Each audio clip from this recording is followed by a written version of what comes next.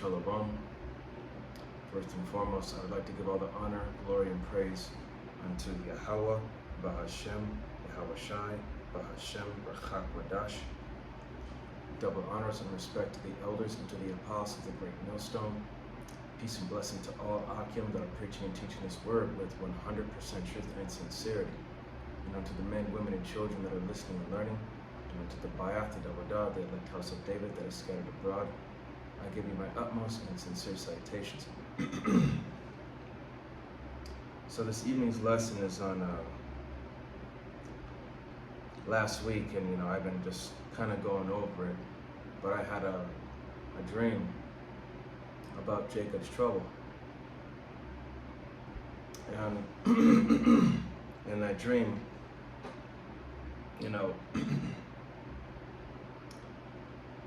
things were happening so fast, so I can give my utmost and sincere description, even though it's brief, because there were some parts that were just kind of like blurry to me that I just don't remember. But what I do remember clearly, in the midst of it, as the scriptures say, that some of us shall be martyrs. Some of us are going to have spiritual power. Some of us are going to have to go through the hell and shall not taste death and be beamed up, right? So, in my dream, all I can remember was just, I was sitting in the back seat of this vehicle. Of course, I was on some sort of a FEMA camp, some sort of a base, but I was in the back of a vehicle.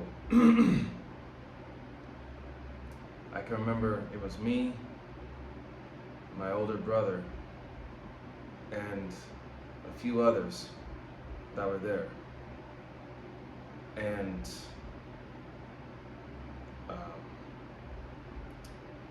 outside the vehicle, there was this man. He opened the door. He pulled us all out, and he lined me, my brother, and other individuals just lined up against this vehicle. And before you know it, he took out his pistol, and he capped us, shot us all, shot the other people, my brother. Then, the crazy thing was is that when he pointed that weapon at me and he shot me just clear right here in the chest, I felt it and it hurt like hell, and I dropped. And I thought it was going to be the end for me, right then and there. Strangely enough, when I was up, just lying on the ground, just not moving, just silent, the pain just subsided. Like the pain from the shot just went away darn near instantly. And crazy enough, I was still alive.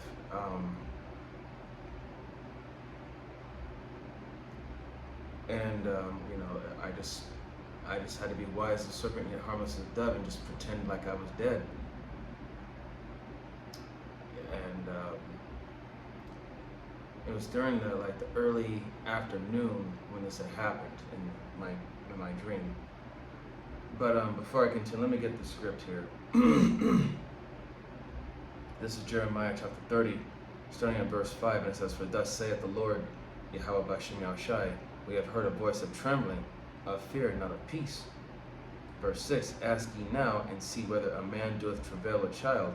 Wherefore do I see every man with his hands on his loins, as a woman in travail, and all faces are turned to paleness." So Jacob's trouble is going to be that time where, everybody's going to be afraid.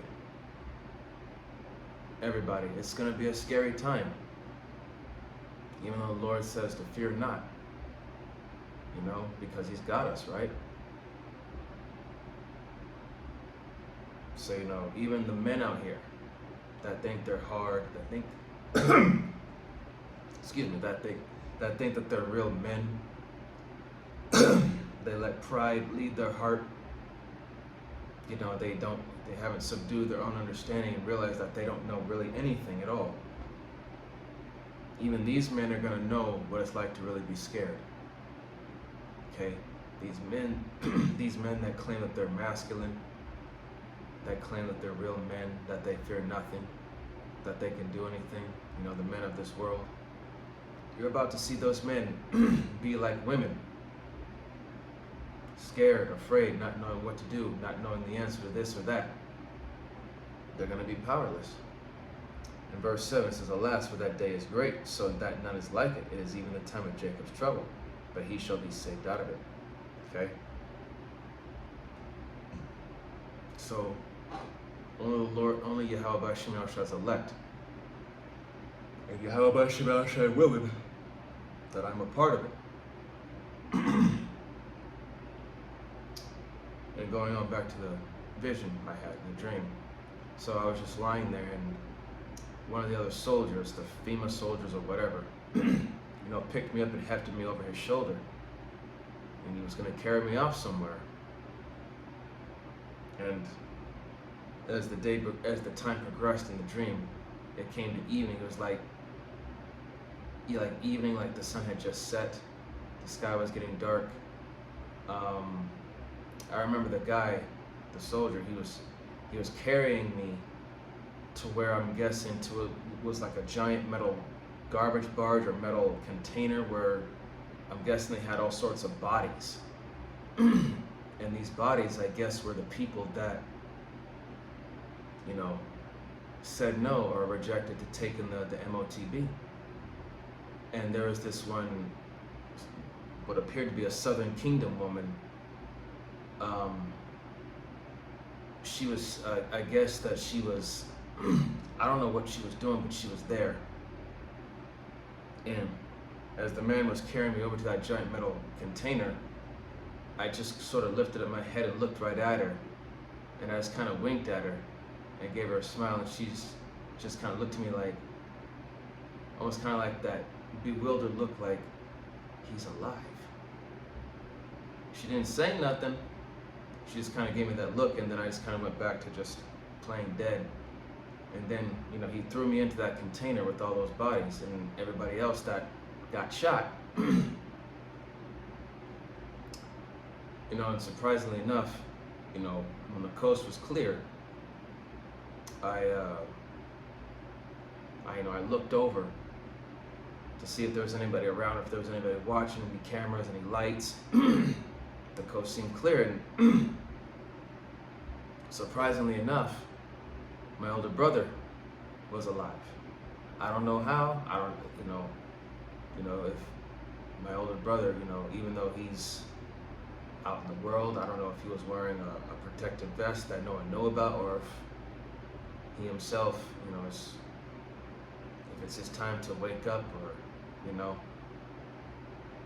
but he was there and he was alive too, and we made our way out of the can, out of that garbage barge or whatnot, and a few others as well. Amongst their chattering, they were trying to decide what to do, where to go, and how to get out of there. I didn't waste no time trying to dilly-dally around with them or talk. I was just moving. And certain brothers that I fellowship with, I was kind of hoping that they were around, or, just hoping to run into one of them. If not, it's just like, it is what it is. Because, some of us might not see each other again until the kingdom come. But continuing on, there's a certain guy that I work with at the plantation, an Issacharite. He was there. And I'm guessing, I can't really say, but, me and my brother got split up because we were all trying to just get out of there and trying to find a way out. And I remember there was one of those Centurion vehicles, those police vehicles, that caught sight of us, and after that we just ran. Me and this Issacharite dude, we were just moving, and we we ran until we got to that fence, that wall. We just hopped over that wall. And of course, outside the wall, they pursued us, but it was funny because me and the Issacharite, we had to been running for I don't know how long. Of course, we didn't really run to try to hide, try to ask people to open the doors to give us a place of refuge, because we just didn't trust anybody, because you don't know who would turn us in or who would say something, or but we had to be running for a long time. And the funny thing was is that all that running we did, we were not tired at all. We were just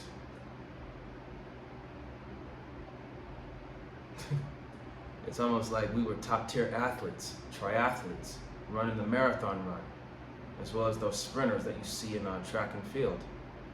We were just moving, not even winded, not sweating, nothing. And here's another script.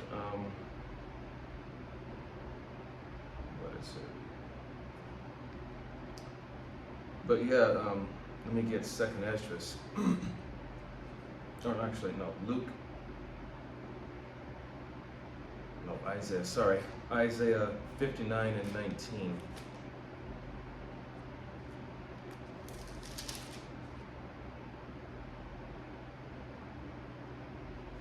Isaiah 59 and 19, and it says,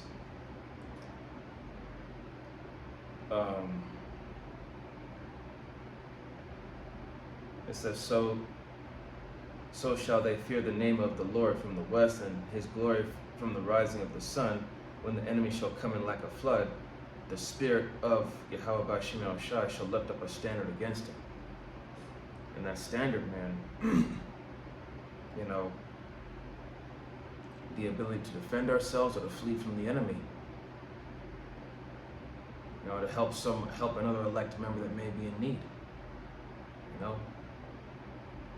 That standard is talking about spiritual power. Supernatural power, courtesy of Yahweh Bashim El Shai.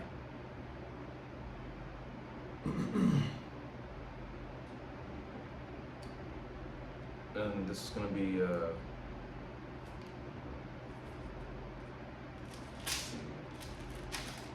it's in the same book, Isaiah 40. Isaiah 40 and 31. And it says, actually I'm going to start at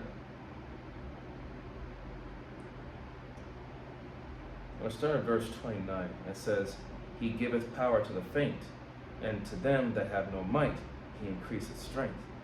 Verse 30, even the youth shall faint and be weary, and the young man shall utterly fall. Okay? So even those that are youthful in the society, that are in the world, these athletes, these top tier fighters or whoever, these athletes, they're going to be faint, weary. They're not going to have no energy. But like I said, me and this Issacharite, man, we were moving like as if we were in, like at the peak of normal human performance, like top tier, just moving. They could, like I said, for the life of me, these FEMA police or whatever outside of that FEMA camp or base wherever we were at, they could not catch us. And here it says in verse 31, but they that wait upon Yahweh Bashim El Shai shall renew their strength. They shall mount up with wings as eagles. They shall run and not be weary, and they shall walk and not faint. So it was like me and the Issacharite, we had infinite energy. It was crazy. And like I said, from taking that bullet to the chest, this is Luke chapter 10 verse 19, and it says, behold, I give unto you so let me start over. Luke 10 and 19, behold, I give unto you power to tread on serpents and scorpions, and over all the power of the enemy, and nothing shall by any means hurt you. So yeah, I that gunshot wound to the chest, shoot, it stung like hell, but the pain went away like darn near instantly. And one thing I realized, I wasn't really bleeding, and there was no gunshot wound right there. Call Halal Yahweh Bashim Shai. And continuing in the dream, I don't know how we ended up at my folks' house, and next thing I know, there's like I said, we just ended up around the neighborhood,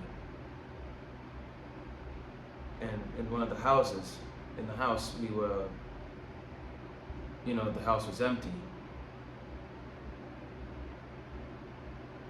and just we just kind of walked around, just the house was empty and there was no one there, and then we went to the garage. We opened up the garage door.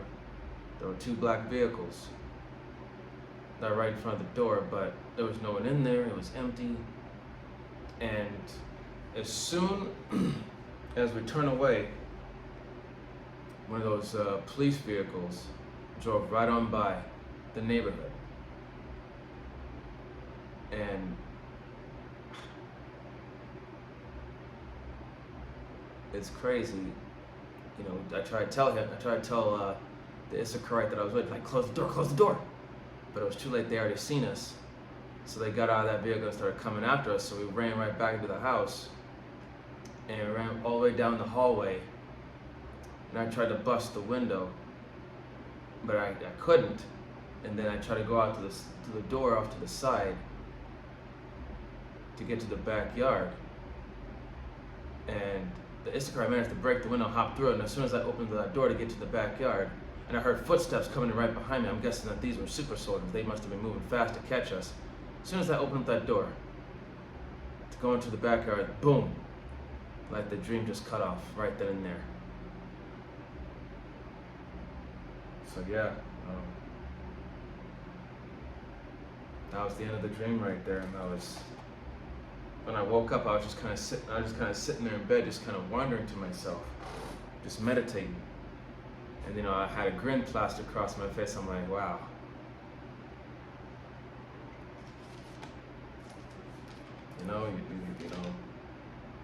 In these last days, Yahweh Shemar Shai said he was going to pour his spirit onto all flesh. People are going to start having visions, dreams, and seeing things. Young, old, man, woman. This is 2nd Esdras, chapter 16, verse 68.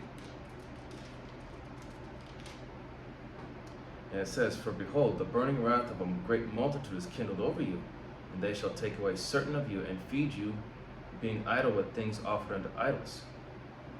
Verse 69, "And they that consent unto them shall be had in derision and in reproach and trodden under foot." So these devils, they're going to come down with that great wrath pursuant to the book of Revelation, chapter 12, verse 12. The devil's coming down, having great wrath because that he hath but a short time. Okay? He's going to be like madmen, sparing none. Anybody that's against his NWO, man, they're going to suffer this. And they're going to offer things that are abominable, things that are against Yahweh Bashim Shai's law. And anybody that consents to it will be put to shame and ultimately destroyed. So we gotta, contend for the faith and hold on to it.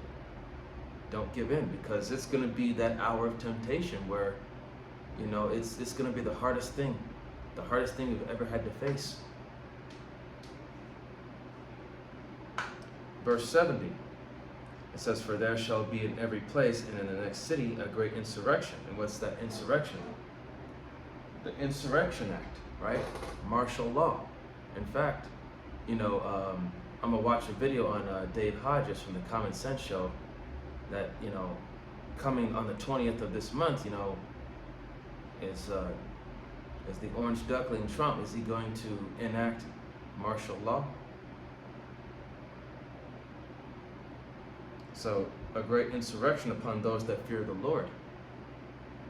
So he's going to send those troops in, man. And if you read about the Insurrection Act and what it entails, when the civil authorities give, the power over to the military to rule, military jurisdiction, it's hell. It is strict. It is hell. Verse 71, they shall be like madmen, sparing none, but still spoiling and destroying those that fear the Lord. So those that are against, the draconian measures, the New World Order, and of course the MOTB,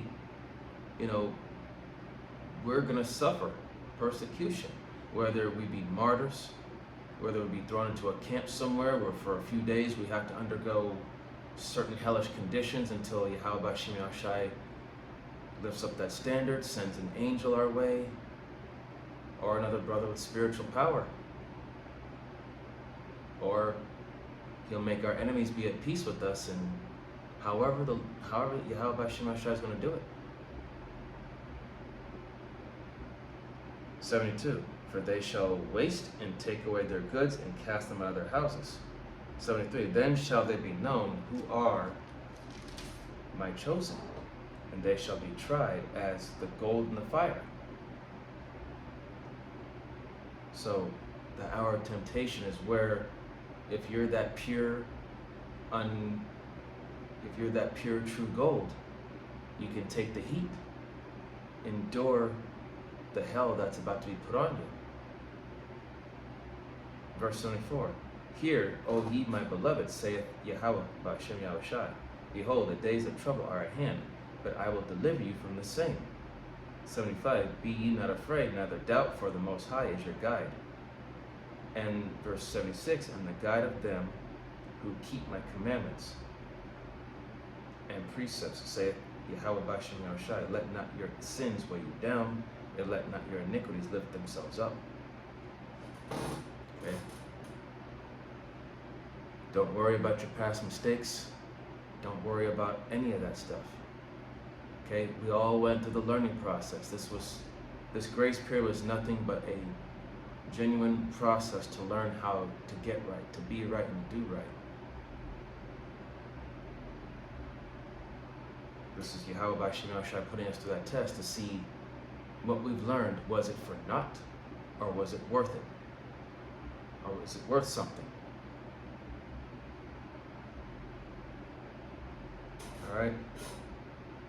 And that's all I had on this. So, hopefully, this dream that I had, hopefully it's uplifting, because,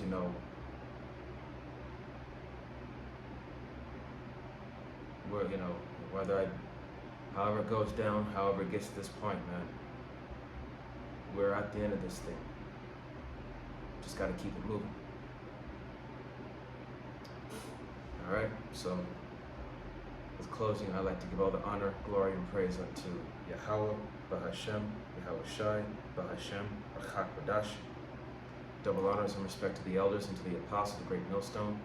Peace and blessing to all Akim that are preaching and teaching His word with 100% truth and sincerity. And unto the men, women, and children that are listening and learning. And unto the Bayath, the Davadah, the elect house of David that is scattered abroad, I give you my utmost and sincere salutations. See you on the next lesson, Lord. Spiritual power is right on the other side of the door. Kwam Yasharala, Wa Abad Bal, Shalom, Barakatam.